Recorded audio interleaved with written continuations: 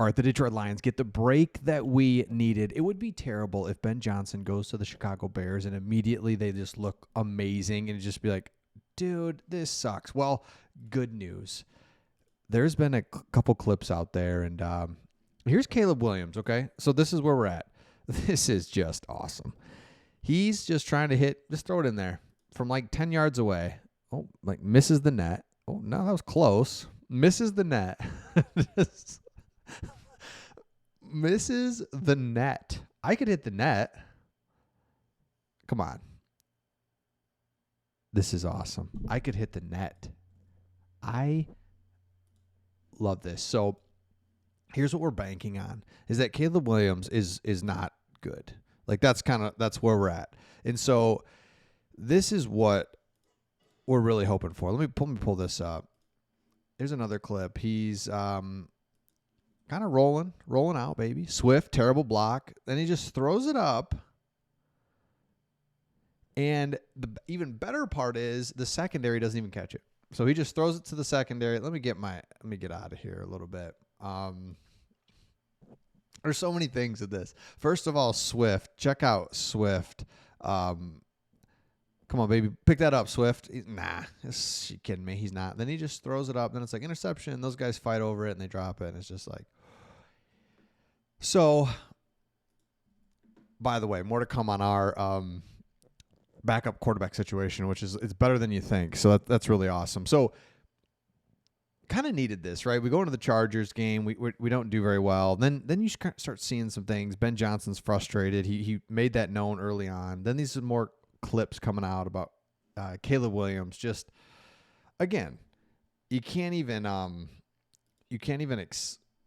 excuse it. You know, it's like, well, he didn't read the coverage or whatever. It's like, no, we're just throwing into a target. So, man, that would be awesome if he kind of gets off kilter a little bit right early in the season, falls apart. It would be really great because one of the things is we're that team in the NFC North where teams like circled us as like, oh, there's a win. And it's kind of been the Bears for a couple of years, and it'd be nice if they could stay there. And it'd be nice if Ben Johnson was not a good head coach. He could be a great offensive coordinator. What if it'd be nice if he wasn't a very good head coach? It'd be nice if he puts too much on Caleb Williams' plate, if he tries to get too cute, if he tries to get too many trick plays, whatever, all that stuff. It'd be so nice. And it would be really nice if the Bears just aren't good because Packers just are what they are. They're going to be tough. Vikings, same thing. Just kind of well run, going to be there. We need the Bears to continue to just be the team that is just not well run, has problems. So let me know in the comments, like what NFC North team do you hate the most? I think for me, it's definitely the Bears. Packers are up there. Then Vikings are fine. You know, it's like, that's fine. Love you. I don't love you, but I just think I don't hate you.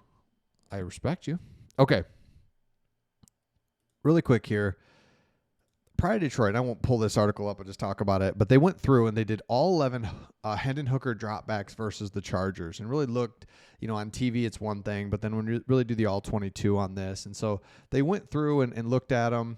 Again, I won't go through it. And here's just what was seen was, did he have some opportunities? 100%. So on like 11 of his dropbacks, I think 3 of them were just like, whoops, you missed. The other 3 guys fell down.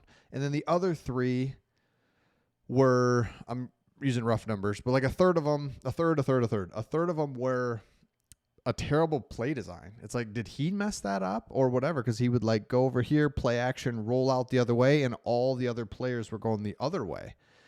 And so he tucks it and runs it for 6 yards. And you're like, dude, throw it, you suck. And it's like, well, if you look at the all 22, all the receivers are going the other way. So did he mess that up, or did the offensive coaching staff, all the other players? So it was not as bleak as it all looked on TV. I guess that's the big thing you need to take away from this. The all 22 shows that he basically missed a couple, but man, there's a lot of outside stuff that we didn't see on TV where it's like guy fell down and guy ran around, guy ran into him. That should have been a penalty, stuff like that. So it's like, okay, I'm not giving up on him yet. We shouldn't. I mean, he's played one year. This is his second, the full offseason, second year, first preseason game. We're not even into like the real preseason game. So it's like so we just want to see improvement, and if we don't see any improvement in these second preseason game, third, then we clearly have a problem. But until then, I'm less concerned than I was. Also made a video about how there are other backup quarterbacks. Carson Wentz, who in my mind, I said this, Carson Wentz seems like he's 42.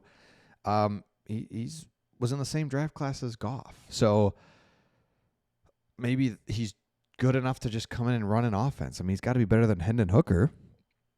He played and won in a Super Bowl. He's kind of fallen off, of course, over the last few years, but interesting that he's not even in the league. Okay, back to Caleb Williams real quick. This is what fans are saying.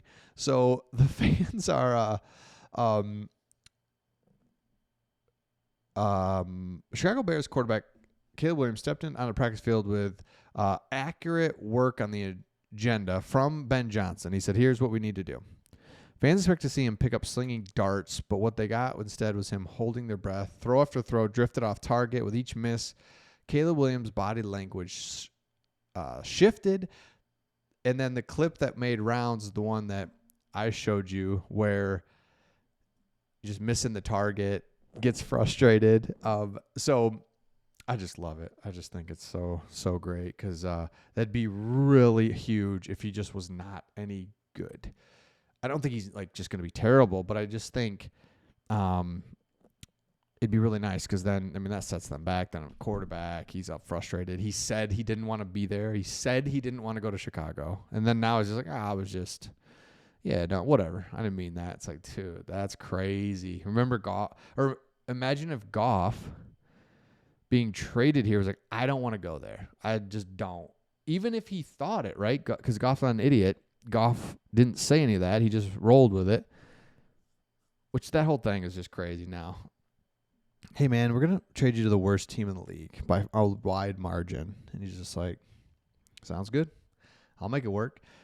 But anyway, if he said that and now he's like, nah, man, whatever, I was just kidding or whatever, you'd still be like, nah, you said that.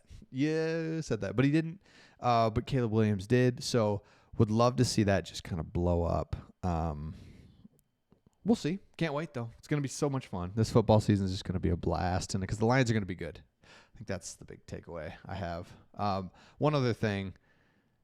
So you look at those terrible plays, and then you look at this beautiful Amon-Ra versus Brian Branch. So no slouch, all over him. Boom, boom. Just playing on the sideline. Late hands, back shoulder. Dude. One of the things I love and I've always wondered more and more and more about, and I know it's practiced and stuff, I get it, is the back shoulder. One-on-one, that's so hard for the defender. Practice that, do that. Anytime you see that, and if you got a great receiver like Amon-Ra, practice that. Okay, let me know your thoughts in the comments, and we'll see all of you on the next one.